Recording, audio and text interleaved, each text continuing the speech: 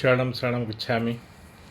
मैं राधा रमन त्रिपाठी आज का ये पहला वीडियो आपके सामने लेकर प्रस्तुत हूँ। आज का जो विषय है मैं बहुत देर से सोच रहा था कि आज पत्र की चर्चा करूँगा अनेक तरह की इच्छाओं के बारे में, लेकिन आज का एक टॉपिक ऐसा आया कि महाकुंभ के बारे में। महाकुंभ शुरू होने वाला है 13 जनवरी से और शायद 1.5 महीने तक प्रयागराज में चलेगा। काफ़ी तैयारी है और करीब 50 करोड़ लोगों के आने की संभावना भी है। परम जी के साथ मैंने बहुत सड़क की यात्रा की और प्रयागराज में कम से कम 30 बार, कम से कम, ज़्यादा ही हुआ होगा। और सिविल लाइंस में जितने सारे होटल हैं, जिसमें कान्हा श्याम, अजय इंटरनेशनल और रवीसाबाद में खुला, यानी कोई भी ऐसा नहीं था जिसमें हम नहीं रुके हों 5 बार 10 बार। एक बार तो परम जी को भी मैंने अजय इंटरनेशनल में रुकवाया और वहाँ पे उन्होंने किसी को बुलवाया भी था, कोई वो भी त्रिपाठी थे, लेकिन मुझे अभी नाम याद नहीं है। वो प्रयागराज के ही थे, पहले का इलाहाबाद, अभी का प्रयागराज। परम जी को भी सड़क यात्रा बहुत पसंद थी और मुझे और मज़ा आता था जब परम जी मेरे बगल में बैठते थे, मैं ड्राइव करता था। उनकी एक आदत थी कि उनके सामने कोई गाड़ी, माने उनके आगे नहीं होना चाहिए था। अगर कोई गाड़ी है और मैं पीछे हूँ, बोलते चलो चलो आगे चलो, आगे चलो, आगे चलो। मैं भी उसको ओवरटेक करके खूब मज़ा किए। और प्रयागराज में मेरा कहने का ये मतलब था कि करीब 30 से 35 बार मैं रुका, लेकिन मेरा सौभाग्य या दुर्भाग्य जो कहिए कि मैं ये आज तक कभी त्रिवेणी देखा ही नहीं देख पाया। और जब से परम जी से संपर्क हुआ, मैं सिर्फ अपनी बात कर रहा हूँ। अभी आप लोग बुरा मत मानिएगा, ना मैं डिस्करेज कर रहा हूँ, ना इनकरेज कर रहा हूँ। मैं शुद्ध सनातनी हूँ, सनातन धर्म को मानने वाला हूँ। तो लेकिन जब से परम जी मिले तो मुझे महाकुंभ और कुंभ में कुछ अंतर ज़्यादा विशेष लगता नहीं है। और परम जी की वो बातें याद आई जो उन्होंने अपने माता जी के साथ बिताई हुई वो घटना के बारे में बताई, तो वो मैं आपको शेयर करना चाहता हूँ। फिर मैं अपनी बात कुछ कहूँगा। तो क्या है कि परम जी तो बचपन से ही किसी भी चीज़ का ऐसा नहीं था जो जिसका तर्क उनके पास नहीं था, और उसमें मतलब भी रखता था। वो मतलब ये इसलिए रखता था कि जब वो बहुत छोटे थे, और वो तो अनेक सिद्धियों के साथ उनका जन्म हुआ था। ये माताजी बाद में समझी, उनकी माताजी मिठाई मंगाती थीं। एक दिन परम जी जब बच्चे थे तो बोले कि माँ आज तो मिठाई मंगा कर देखो, तो मिठाई नहीं आया। वो समझ गए कि ये तो बहुत महासिद्ध है।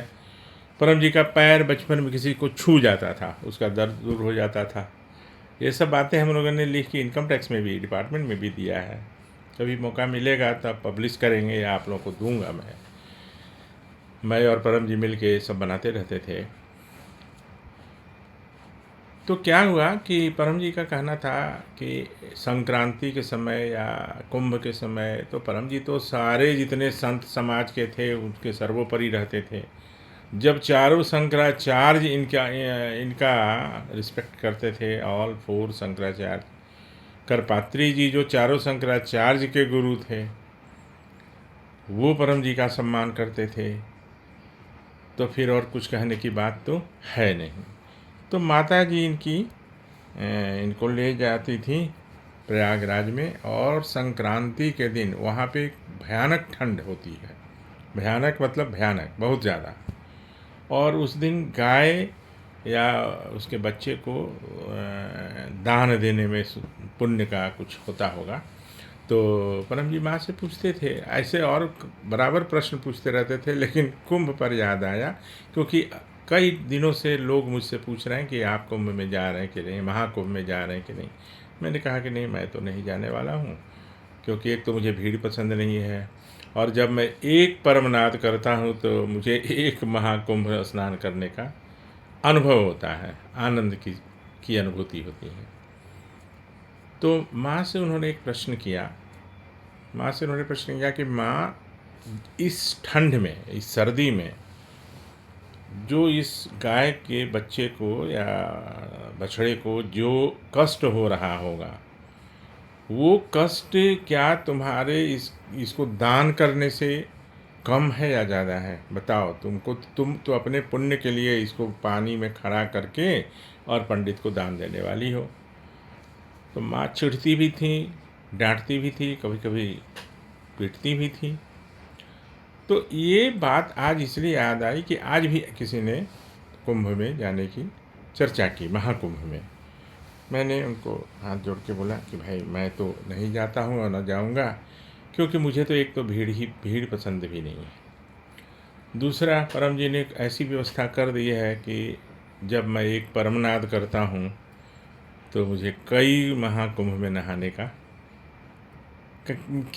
जो अनुभूति है वो होता है।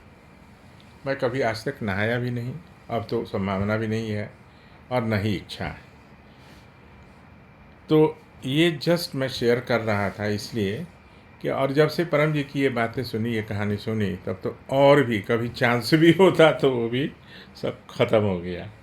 और सही में, लेकिन आप लोगों से विनती है, मेरी बात का बुरा नहीं मानिएगा, मैं किसी को मना नहीं कर रहा हूँ, आस्था का कोई मैं विरोध नहीं कर रहा हूँ, और जिनको जाने का मन है वो ज़रूर जाना चाहिए, उनको जाना चाहिए, क्योंकि आज की परिस्थिति में ये आवश्यक है कि ऐसे चीज़ों का प्रदर्शन, ऐसे चीज़ों में भाग लेना आवश्यक भी है।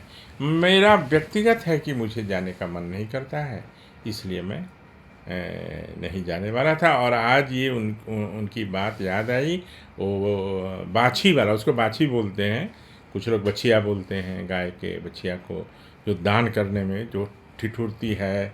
तो परम जी तो तुरंत पूछते थे ना कि भाई इसको जो इतना कष्ट हो रहा है उसका पाप कौन भोगेगा, उसका पाप का भागी कौन होगा।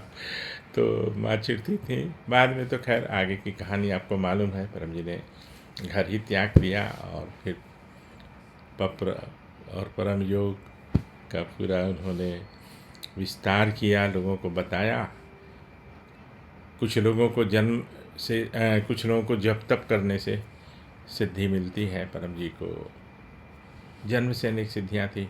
अक्सर मुझे क्लास में परम जी भेजते थे, मेरे मुंह से थोड़ा मैं भी बड़बोला हो गया था, और परम जी का हाथ रहता था तो मैं थोड़ा ज़्यादा ही बोलने लग गया था। तो एक क्लास में मैंने कह दिया कि जो 100 वर्षों से 200 वर्षों से जो गुफा में तपस्या करने वाले जो ऋषि महर्षि होंगे, उनको जो सिद्धियां और वो जो अनुभूति नहीं होगी, वो आपको 3 महीने से 3 वर्ष के अंदर परमनाद करते रहिएगा तो आपका हो जाएगी।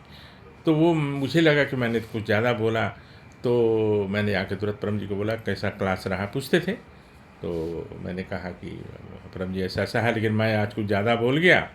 तो बोले कि क्यों, 100-200 क्या, 5000 वर्ष भी जो तपस्या करेगा उससे भी ज़्यादा अनुभव होगा, आप बोल सकते हैं।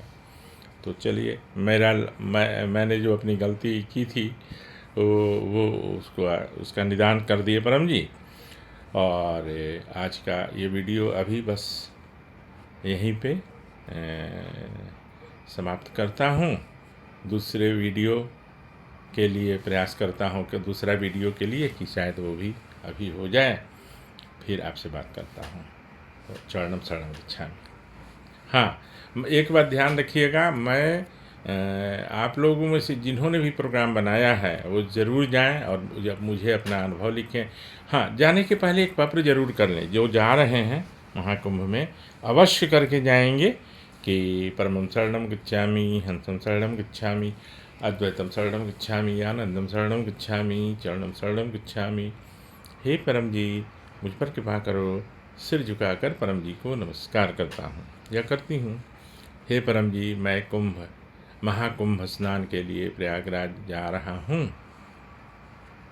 मेरी यात्रा सुखद हो, भगदड़ न हो, भीड़ में कोई दुर्घटना न हो और मैं सही सलामत सुरक्षित स्नान करके घर वापस आ जाऊं। इच्छा पूर्ण होते ही पकड़ में कुछ रुपए परम जी को दूंगा।